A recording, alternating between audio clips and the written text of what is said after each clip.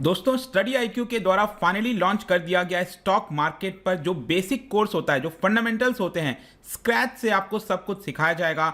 50 high quality videos हम provide कर रहे हैं और इसके लिए आपको डायरेक्टली कमेंट सेक्शन में दिए गए लिंक पर जाना है या फिर आप हमारे स्टडी आईक्यू ऐप पर जा सकते हैं, वेबसाइट पर जा सकते हैं। और ध्यान रखिएगा वहां पर आपको जो कोड इस्तेमाल करना है अंकित 33, क्योंकि वहां पर आपको 33% का डायरेक्ट और मैक्सिमम डिस्काउंट मिल जाएगा। और ध्यान रखिएगा इस कोर्स के माध्यम से जितने भी बेसिक्स हैं स्टॉक मार्केट के बारे में सब कुछ आपका क्लियर हो जाएगा। नमस्कार दोस्तों, रशिया यूक्रेन के वॉर के बीच में एक बहुत इंपॉर्टेंट चीज देखने को मिला है। बेसिकली अगर आप देखोगे ना पूरे यूरोप के अंदर तो 5 ऐसे देश हैं जो कि यूजुअली न्यूट्रल पोजीशन लिया करते हैं, मतलब कहीं पर कुछ भी होता है तो वो न्यूट्रल पोजीशन लेते हैं। वो कौन से 5 देश हैं? एक आपको देखने को मिलेगा आयरलैंड, ये यूके के बगल में ये जो आयरलैंड है वो है। दूसरा है स्वीडन, तीसरा है फिनलैंड और चौथा है ऑस्ट्रिया। लेकिन इसके अलावा जो सबसे ज्यादा न्यूट्रल स्टेट जिसको कहा जाता है, जिसने 200 साल तक न्यूट्रलिटी अपनी बना कर रखी थी, ये आप देख सकते हो, ये आपका स्विट्जरलैंड। यहां पर स्विट्जरलैंड एक लैंडलॉक्ड कंट्री और इसकी लोकेशन इंपॉर्टेंट है, ध्यान रखिएगा। यहां पर नीचे जो इटली है इसके साथ आप इसकी बाउंड्री शेयर करती है, फ्रांस हो गया, ऊपर जर्मनी है और ईस्टर्न साइड में ऑस्ट्रिया देखने को मिलेगा। तो स्विट्जरलैंड ने पिछले 200 वर्षों से, मैं आपको पूरी कहानी बताऊंगा, 200 वर्षों से न्यूट्रलिटी की पॉलिसी बनाकर रखी थी। लेकिन अभी आप देख सकते हो यहां पर फाइनली ये जो न्यूट्रलिटी की पॉलिसी है उसको रिनाउंस किया है और इसका मेन कारण है कि रशिया के ऊपर सैंक्शंस लगाना।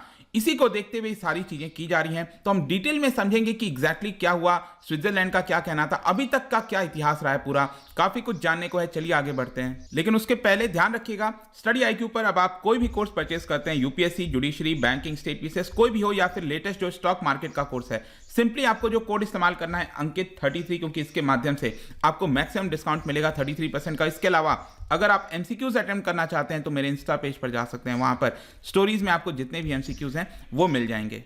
चलिए सबसे पहले हम देखते हैं अभी एग्जैक्टली हो क्या रहा है, हम इसकी चर्चा क्यों कर रहे हैं। जैसे कि आपको पता होगा जो वेस्टर्न कंट्रीज हैं, लीडर्स हैं, वो एक साथ आ गए हैं कि ताकि रशिया का जो इन्वेजन हुआ है यूक्रेन पर उसको देखते हुए उनको कंडेम किया जाए, उनके ऊपर सैंक्शंस लगाए जाए।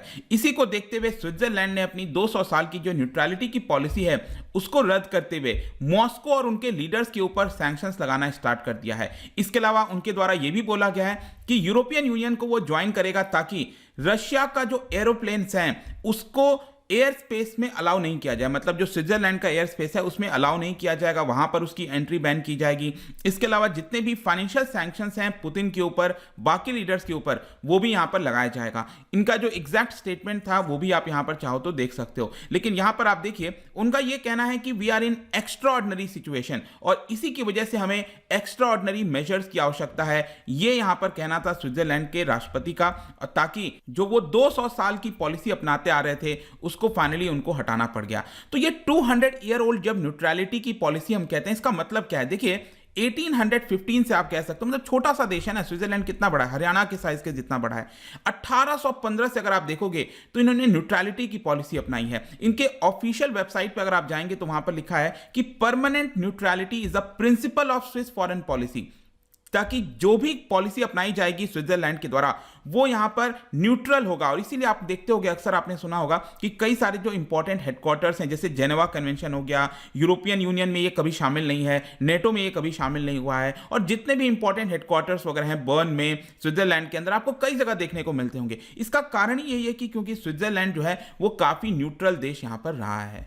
इनफैक्ट इसका सबसे बड़ा मैं आपको एक एग्जांपल बताता हूं कि ये इतना न्यूट्रल रहा है कि इसने यूनाइटेड नेशंस को, जी हां, यूनाइटेड नेशंस को 2002 में ज्वाइन किया है। ये यूनाइटेड नेशंस का भी मेंबर नहीं था और 2002 में इसलिए ज्वाइन करना पड़ा क्योंकि रेफरेंडम हुआ जिसमें 54% पॉपुलेशन ने यहां पर कहा कि हमें यूनाइटेड नेशंस को ज्वाइन करना चाहिए। हिस्टोरिकली अगर आप देखोगे तो स्विट्जरलैंड एक प्रकार की एक्सपेंशनिस्ट एम्बिशंस को अपनाता था, मतलब कि वो अब ज्यादा से ज्यादा लैंड ग्रैब करना चाहता था। लेकिन ये जो माइंडसेट है उसका, वो 1500 आते आते यहां पर रुक गया, क्योंकि 1500 में अगर आप देखोगे तो यहां पर वो हार गया था एक बैटल में, उसका नाम है बैटल ऑफ मेरिग्नानो, और ये फ्रेंच से ये बैटल हारा था। फ्रांस, अगर आप इटली में देखोगे ना तो यहां पर एक जगह है मिलान, ये आप देख सकते हो, इसके नदन साइड में यहीं पर पास में ही आपको ये जगह मिलेगा जहां पर ये बैटल हुआ था, बैटल ऑफ मेरिग्नानो, और वहां पर फ्रांस से ये पूरा बैटल हार गया था 1500 से। और उसके बाद से इसने अपनी फॉरेन पॉलिसी जो है वो चेंज किया और ये अपने आप को आर्म्ड इंपीरियल स्टेट बनाने लगा, मतलब कि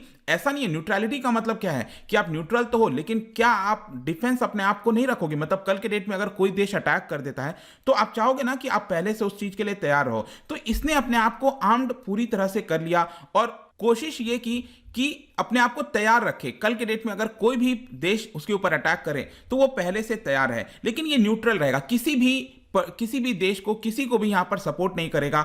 ऐसी पॉलिसी उसने अपनाई थी और इसीलिए अगर आप देखोगे तो आगे आने वाले कई वॉर्स में जो है उसमें ये टेस्ट भी हुआ है। जैसे कि वर्ल्ड वॉर 2 का मैं आपको एक एग्जांपल बताता हूं। वर्ल्ड वॉर 2 में आपको याद होगा दो पावर्स थी, एक तरफ था एक्सिस पावर, दूसरी तरफ अलाइड पावर्स। अलाइड पावर्स में जैसे यूके हो गया, रशिया हो गया, ये अलाइड पावर्स के हिस्सा थे। और जहां तक एक्सिस पावर्स की बात थी जिसमें जर्मनी है, इटली है, ये आपके एक्सिस पावर से। और यहां पर स्विट्जरलैंड अगर आप बीच में देखोगे ना तो ये एक्सिस पावर से एक प्रकार से घिर गया था। इनफैक्ट हिटलर ने तो उस समय डिस्क्राइब किया था स्विट्जरलैंड को, it is a pimple on the face of Europe. ठीक है, ऐसा यहां पर इस तरह से डिस्क्राइब किया गया था। और स्विट्जरलैंड ने यहां पर मिलिट्री डिटरेंस के माध्यम से, मतलब यहां पर कई सारे कॉम्बिनेशंस अपनाए थे। मिलिट्री डिटरेंस मतलब अपने आप को मिलिट्री तैयार रखा था, कई सारे स्ट्रैटेजिक प्लानिंग की थी, इकोनॉमिक न्यूट्रलिटी रखी थी उस समय वर्ल्ड वॉर 2 के दौरान। और इसी की वजह से अगर आप देखोगे तो कहीं ना कहीं ये सक्सेस रहा और ये अपने आप को बचाने में कामयाब रहा था। इनफैक्ट एक कमीशन भी बनाया गया था आगे चलकर पता लगाने के लिए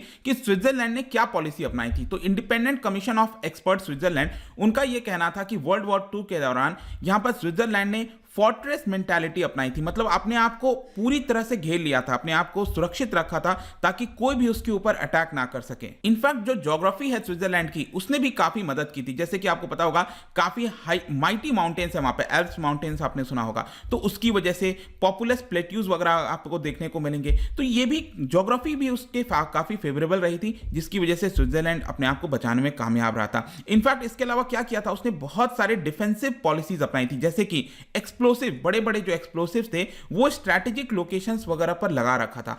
इतने सारे लोकेशंस पर उसने एक्सप्लोसिव लगाए थे कि रिसेंटली जाकर जो एक्सप्लोसिव है उसको डिस्ट्रॉय करना पड़ा था। मैं आपको एक एग्जांपल बताता हूं, 2014 में जो वर्ल्ड वॉर 2 के दौरान जो एक्सप्लोसिव रखा हुआ था उसको रिसेंटली 2014 में डिसआर्म्ड किया गया। कैसे? वहां पर एक ब्रिज था, स्विट्जरलैंड से जर्मनी को कनेक्ट करता हुआ यहां पर एक ब्रिज था, उस ब्रिज के ऊपर एक्सप्लोसिव लगाया गया था ताकि एक्सेस पावर अगर स्विट्जरलैंड के अंदर एंटर करने की कोशिश करती है तो उस ब्रिज को ब्लो कर दिया जाएगा। उसकी जरूरत नहीं पड़ी थी, तो वो लंबे समय से वो एक्सप्लोसिव वैसे ही रखा हुआ था। 2014 में जाकर उसको डिसआर्म किया गया। इसके अलावा यहां पर स्विट्जरलैंड ने कंपल्सरी मिलिट्री सर्विस कर दिया था, हर एक नागरिक को मिलिट्री सर्विस से गुजरना पड़ेगा। इनफैक्ट ये चीज आज भी लागू है स्विट्जरलैंड के अंदर कि हर एक नागरिक को जो है उस मिलिट्री सर्विस से गुजरना पड़ता है और अपने आप को तैयार रखना पड़ता है कि भले ही वो न्यूट्रल है लेकिन कल के डेट में हो सकता है कोई भी वहां पर अटैक कर दे, तो वो अपने आप को तैयार भी रखने की कोशिश करता है। इसके अलावा यहां पर एक और इंपॉर्टेंट चीज ये था कि इकोनॉमिक कॉपरेशन वो दोनों पावर्स के साथ करता था, एक्सिस पावर्स के साथ भी और अलाइड पावर्स के साथ भी,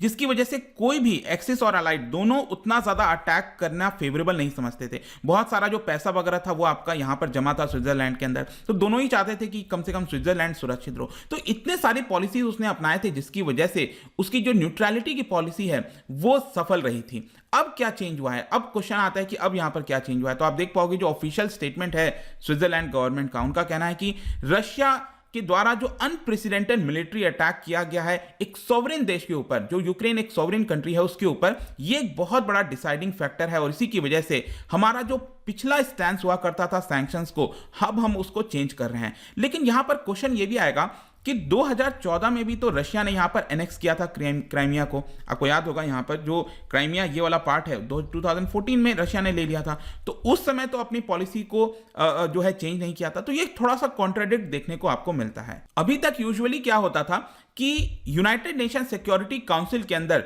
जो भी सैंक्शंस लगाए जाते थे, अभी आपने रिसेंटली देखा होगा ना कि कुछ आपका वीटो वगैरह लगा दिया गया था रशिया के द्वारा जब यहां पर कुछ रेजोल्यूशंस वगैरह पास कराने की कोशिश की जा रही थी यूएनएससी के अंदर। तो वहां पर जब यूएनएससी के द्वारा कोई डिसीजन लिया जाता है किसी देश के ऊपर सैंक्शंस लगाने के लिए, उसी को सिर्फ अपनाना पड़ता है। और वो भी क्यों अपनाना पड़ता है? क्योंकि इंटरनेशनल लॉ ऐसा कहता है। 2002 में मैंने आपको बताया इसने ज्वाइन कर लिया था यूनाइटेड नेशन और उसी की वजह से उसको वो अपनाना पड़ता है। अदरवाइज इसके अलावा वो सैंक्शंस नहीं लगाता था। लेकिन कुछ यहां पर जो पॉलिटिकल साइंटिस्ट है उनका कहना है कि नहीं, पहले भी स्विट्जरलैंड ने जो अपना प्रेसिडेंट है उसको थोड़ा सा तोड़ा है। जैसे कि बाल्कन वॉर्स हुआ था 1911-13 में, अगर आप देखिए तो उसके दौरान भी स्विट्जरलैंड ने जो यूरोपियन यूनियन के द्वारा जो चीज़ें लगाई गई थी, आपका सैंक्शंस वगैरह, उसको भी अपनाया था। सीरिया के ऊपर जो सैंक्शंस लगाया गया था यूरोपियन यूनियन के द्वारा, उसके ऊपर भी उसने अपनाया था। तो मतलब स्विट्जरलैंड ने कहीं ना कहीं पहले थोड़ा बहुत यहाँ पर अपनी न्यूट्रलिटी को तोड़ा है, लेकिन इस बार जो आपको देखने को मिलेगा ना, इस बार कंप्लीटली एक प्रकार से तोड़ दिया है और डायरेक्टली यहाँ पर सैंक्शंस लगाया है रशिया के ऊपर, जो कि पहले कभी नहीं किया था स्विट्जरलैंड ने। और इसका एक और मेन कारण बताता हूं, वो है लोगों के द्वारा काफी प्रेशर था। इनिशियली अगर आप देखोगे ना, ये जो वॉर चल रहा है रशिया यूक्रेन का, इस इनिशियली यहां पर स्विट्जरलैंड गवर्नमेंट ने फिर से जो ट्रेडिशनल पॉलिसी है न्यूट्रलिटी का, उसको अपनाया था और कहा था कि हम कोई सैंक्शंस नहीं लगाएंगे रशिया के ऊपर। लेकिन रिसेंटली लोगों का बहुत ज्यादा प्रेशर आ गया। स्विट्जरलैंड की जो पार्लियामेंट है उसने भी गवर्नमेंट के ऊपर प्रेशर डाला कि यहां पर आपको एक्शन लेना ही पड़ेगा। जिस प्रकार से रशिया ने मिलिट्री एग्रेशन दिखाया है, अब आप चुप नहीं रह सकते। और इसीलिए आप देखिए यहाँ पर जो गवर्नमेंट है उसने अपना जो पोजीशन है उसको चेंज किया। जैसे ये बताया जा रहा था कि थाउजेंड्स ऑफ सिटीजन्स जो हैं वो स्विट्जरलैंड की सड़कों पर आ गए। वहाँ पर जो ज़ुरिच है, बर्न है, बेजल है, कई सारे जो शहर हैं, इस तरह का जो पिक्चर्स वगैरह आप देखिए, कितने सारे लोग सड़कों पर आ गए थे।